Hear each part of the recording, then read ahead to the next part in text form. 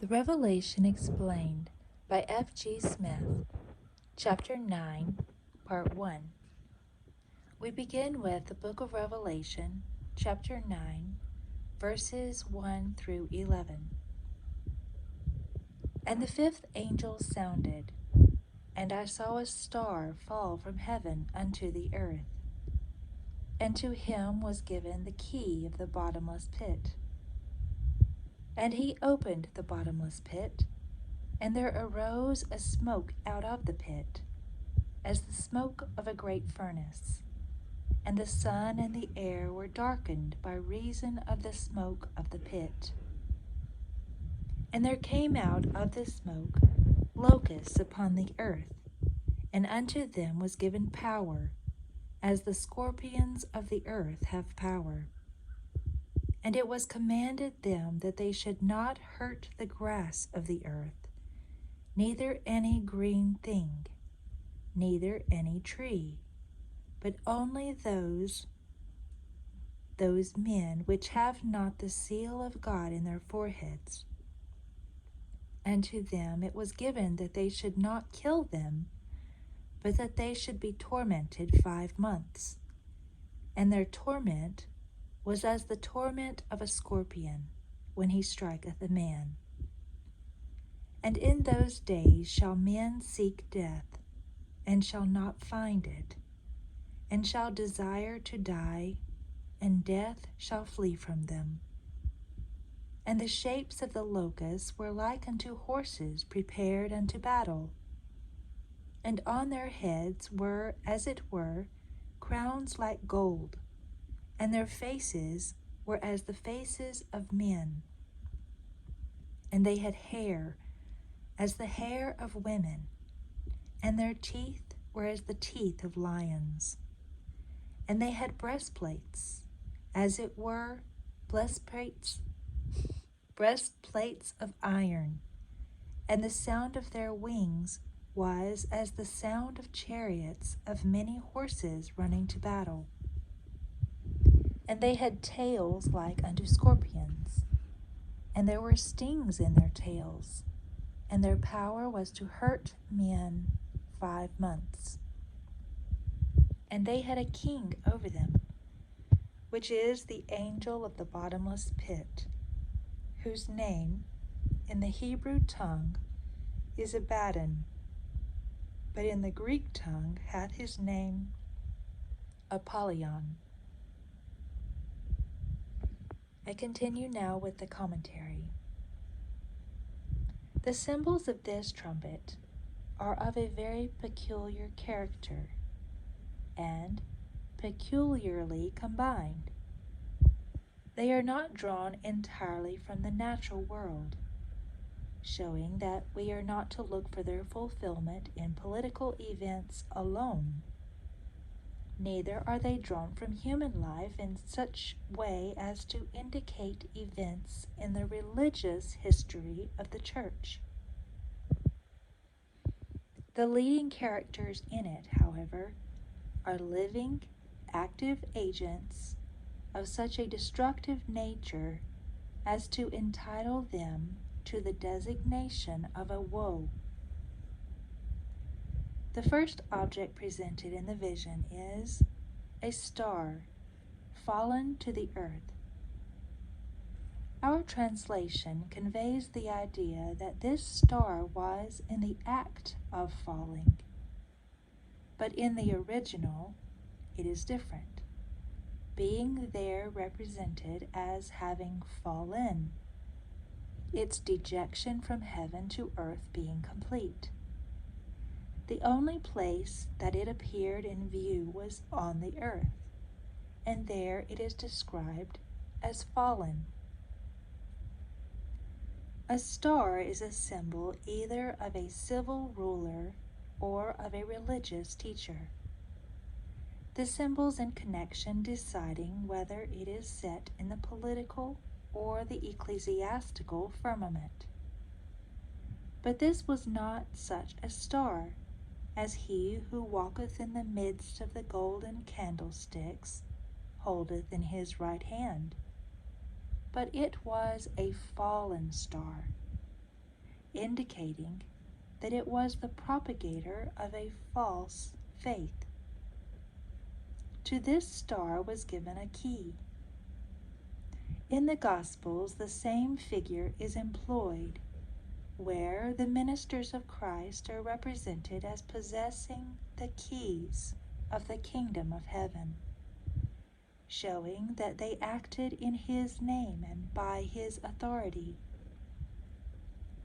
How appropriate, then, is this symbol as applied to a false teacher who possesses not the keys of the kingdom of heaven, but instead the key of the bottomless pit.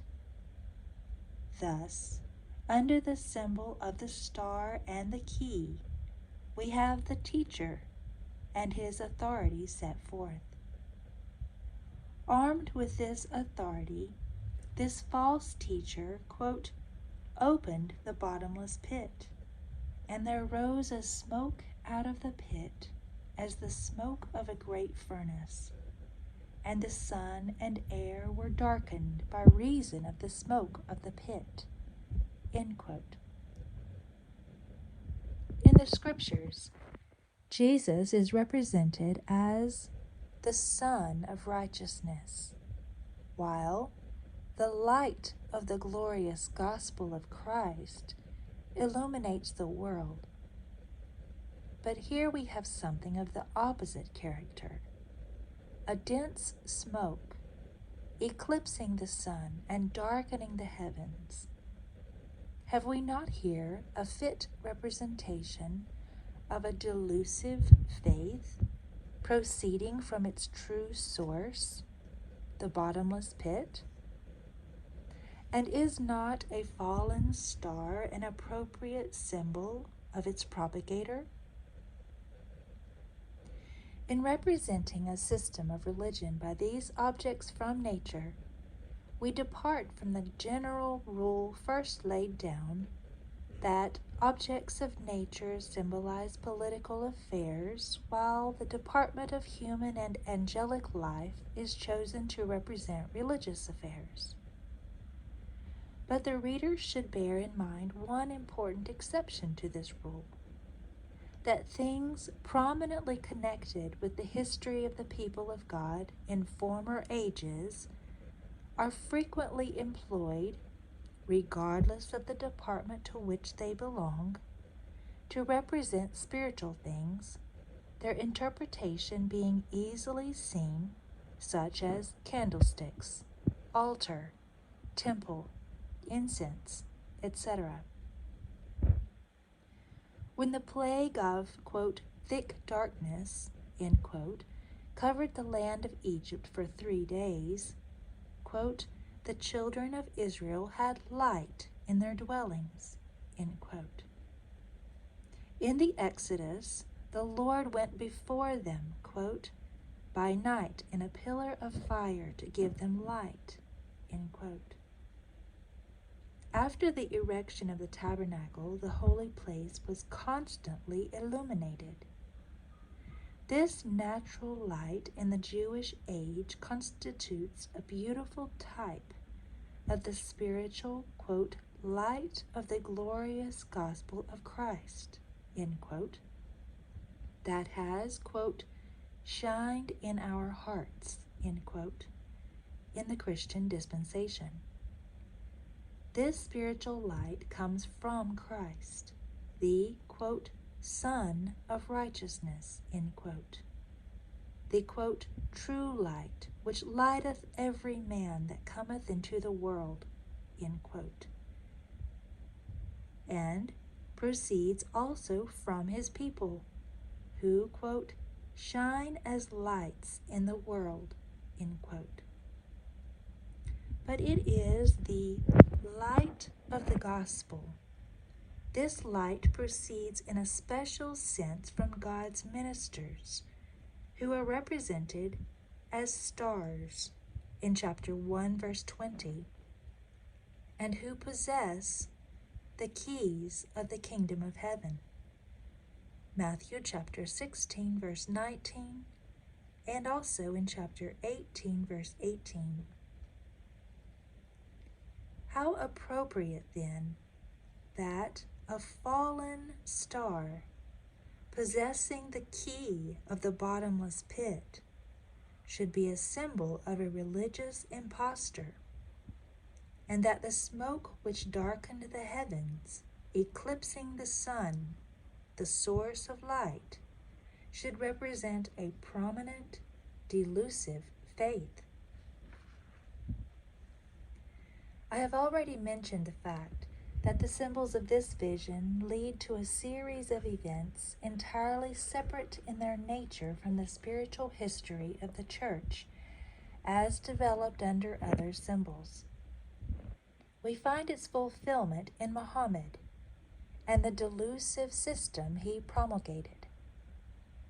In the year 606, Muhammad retired to the cave in Hira, near Mecca, and there received his pretended revelations, although it was not until 6 years later that he began to teach his doctrines publicly and to gain followers outside of the circle of his own family and personal friends. Referenced in Gibbon's work, Volume 5, page 121. The next object in the vision is the locust that came out of the smoke, to which was given power like scorpions, or power to inflict a deadly sting like scorpions. To what living agents, then, did the delusion of Mohammedanism give birth? Agents of destructive nature like scorpion locust? Evidently, the Saracens, those warrior followers of Muhammad who flocked to his standard. These locusts received the express command that, quote, they should not hurt the grass of the earth, neither any green thing, neither any tree, but only those men which have not the seal of God in their foreheads. End quote. The successor of Muhammad, Abu Bakr, gave the Saracens a command that they should, quote, destroy no palm trees, nor burn any fields of grain, cut down no fruit trees, nor do any mischief to cattle, only such as you kill to eat. End quote. This command was singular, yet it doubtless is not the fulfillment of what the command to the locusts, for that would be adopting a literal meaning instead of a symbolic one, and to complete the picture, we should have had literal Saracens instead of locusts. We cannot consistently make a part literal and the remainder symbolical. In the explanation of the first trumpet in chapter 8, verses 6 and 7, we showed that grass and trees symbolized the inhabitants of a kingdom, grass representing the feebler and the trees the stronger portions of society.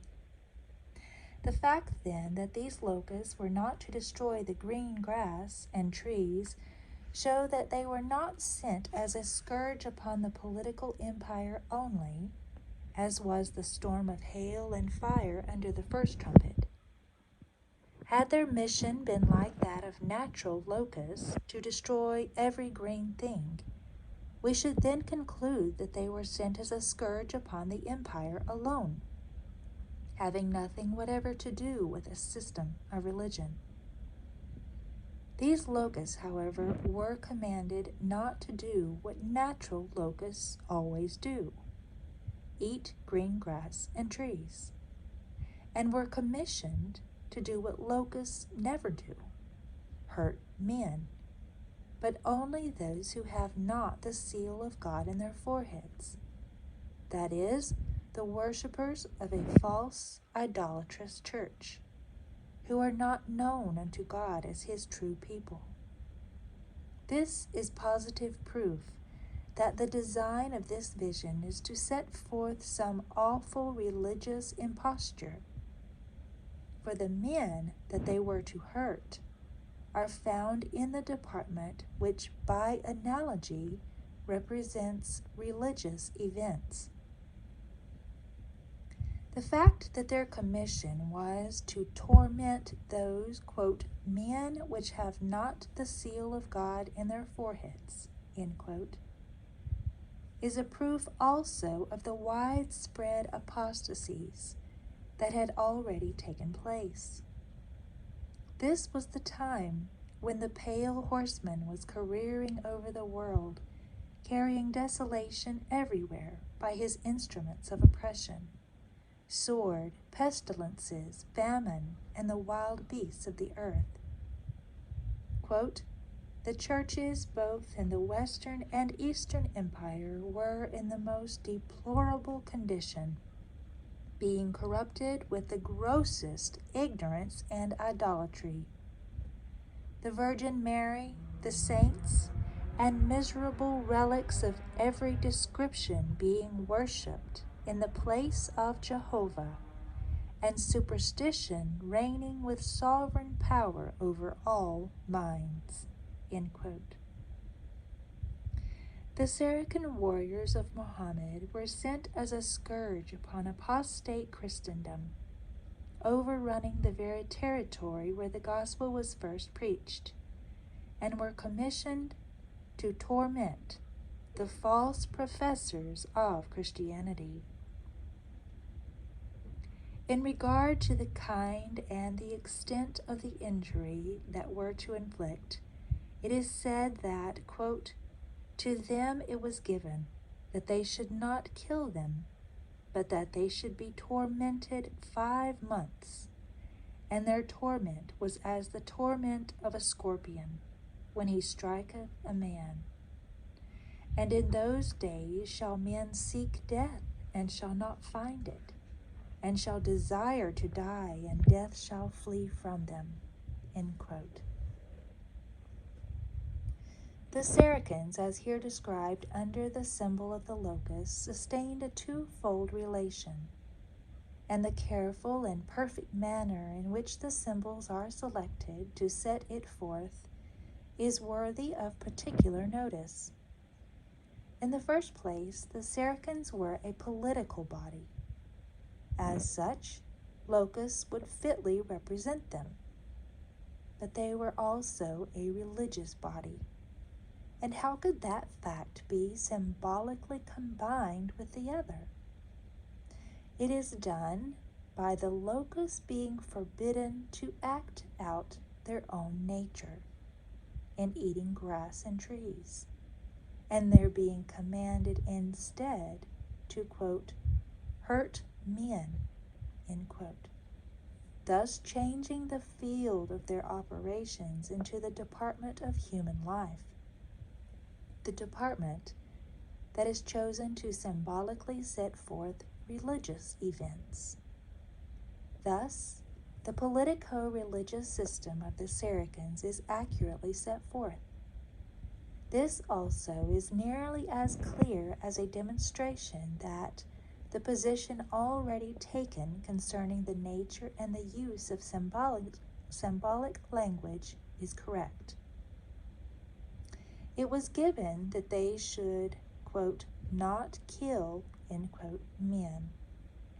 We have already shown that killing men, when used symbolically, signifies the destruction of the political or ecclesiastical organizations and institutions of society. We could not consistently interpret it as literal slaughter, but as some analogous destruction. Now, the Saracen power was, as already stated, a politico-religious system, and its warriors were an infatuated set of religious fanatics, described by historians as, quote, carrying the sword in one hand and the Koran in the other, end quote.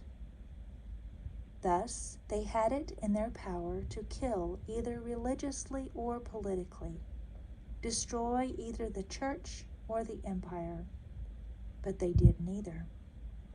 for their mission was not to kill, but to torment.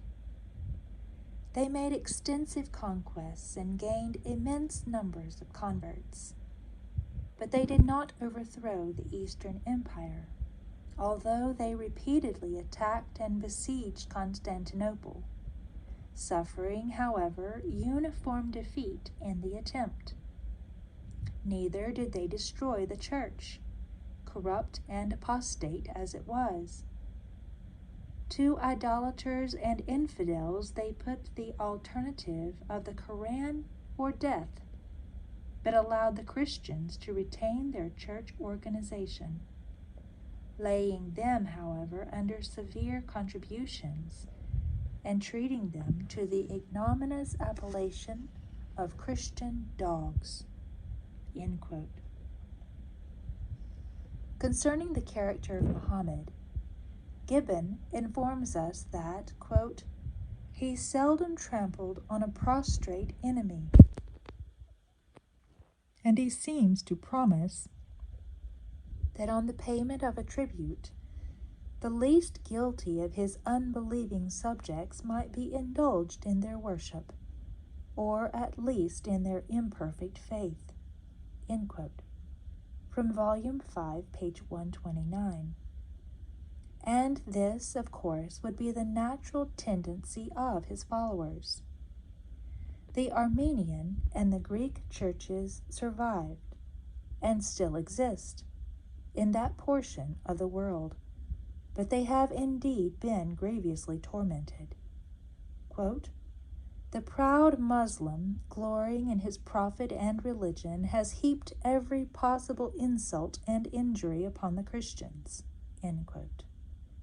Yet he suffered them to live, but live only for him to torment.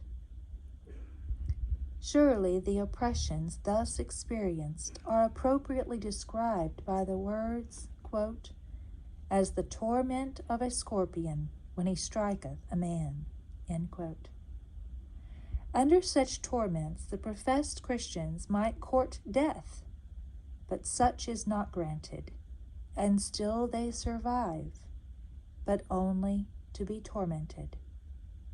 The Muslim had the Christian dog completely under his foot. We now turn our attention to the period of time during which these Saracen locusts were to continue their ravages. It is given as 5 months, or 150 days. As this description is entirely symbolic, we must consider the time symbolic also, for time certainly can be symbolized as well as anything else. It is very appropriate for days to symbolize years, for they are analogous periods of time.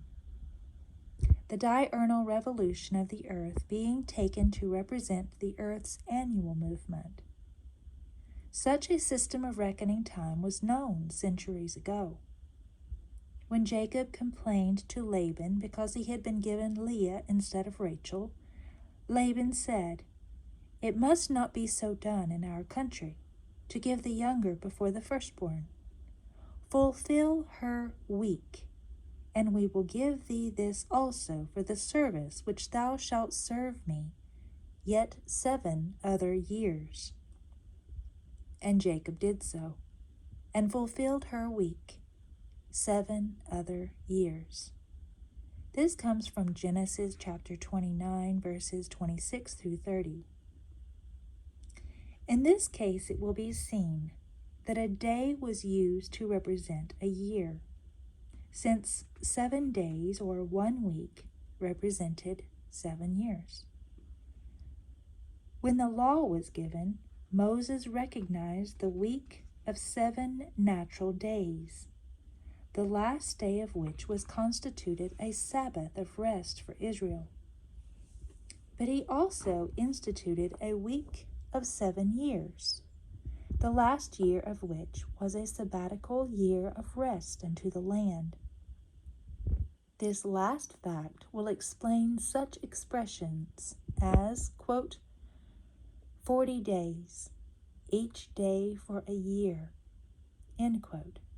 From the book of Numbers, chapter 14, verse 34. And another quote from Ezekiel chapter 4, verse 6. I have appointed thee each day for a year. This period, then, of 5 months, or 150 days, would represent symbolically 150 years. As before stated, it was in the year AD 612 that Muhammad began to expound his doctrines publicly and to gather adherents around his standard, from which point the locusts commenced, although the smoke had been let out of the pit a little previously. For a period of 150 years from this date, they continued their ravages until AD 762. Then they, quote, built Baghdad, which became their settled seat of empire, and henceforth they became a settled nation, making no further conquests. End quote. From that date, their power began to decline. But during this 150 years, they spread over the country like swarms of devouring locusts. According to the well-known facts of history, quote, they overran Arabia, Palestine, Persia, Egypt, and the northern shores of Africa, from which they passed to the conquest of Portugal and Spain. End quote. These were the countries that had been the most oppressed by the priest-ridden church, and were to be found those, quote, men which have not the seal of God in their foreheads. End quote. Europe was trembling and filled with apprehension at what her fate might be at the hands of these fanatic warriors who fought with savage fury, under the promise of their prophet that, if slain in battle, they should be immediately transported to paradise. At the zenith of their power and confident of success, they passed from Spain into France, 400,000 strong. But here they exceeded their mission.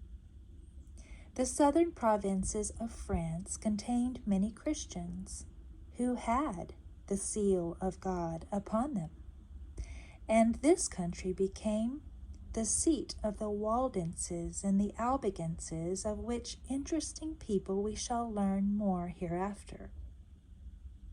The invading host was met at Tours by Charles, who was the grandfather of Charlemagne, who dealt them such a crushing blow that he was ever afterward designated by the surname Martel. This was the Battle of Tours. I'm sorry, I misread that. He dealt them such a crushing blow, the grandfather of Charlemagne, dealt them such a crushing blow that he was ever afterward designated by the surname Martel the Hammer. And that was correct, that this was the Battle of Tours. This battle was one of the fiercest recorded in history. The Saracens, who had scarcely ever experienced defeat, fought with the fury of despair until, according to the accounts of that age, 375,000 of their number lay upon the field of battle with their general. This decisive victory saved Europe from her threatened subjection to the Mohammedan faith. The next point in the vision to claim our attention is the particular description of these locusts. Some of the points mentioned might find a literal fulfillment in the personal appearance of the Saracens, such as the crowns, signifying the turbans they wore, etc. But we must adhere strictly to the symbolic mode of interpretation, and look for their fulfillment in Saracen character. Their being like war horses denotes their warlike disposition. The crowns on their heads signify their great success and triumphs. Their faces of men and hair like women doubtless signify their boldness on the one hand and their effeminateness on the other. Their teeth, as the teeth of lions, show the ferocity of their character. Their breastplates of iron indicate their invincibility, or else their insensibility to injuries inflicted upon them. The sound of their wings, like horses and chariots running to battle, denotes the multitude and rapidity of their conquests. Their tails, like scorpions, containing stings with which to hurt men, operating in the religious world, symbolize their position as propagators of a false faith.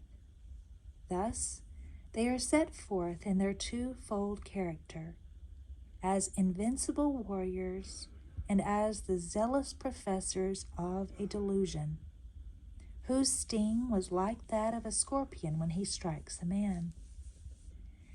Quote, "And they had a king over them, which is the angel of the bottomless pit, whose name in the Hebrew tongue is Abaddon, but in the Greek tongue hath his name Apollyon."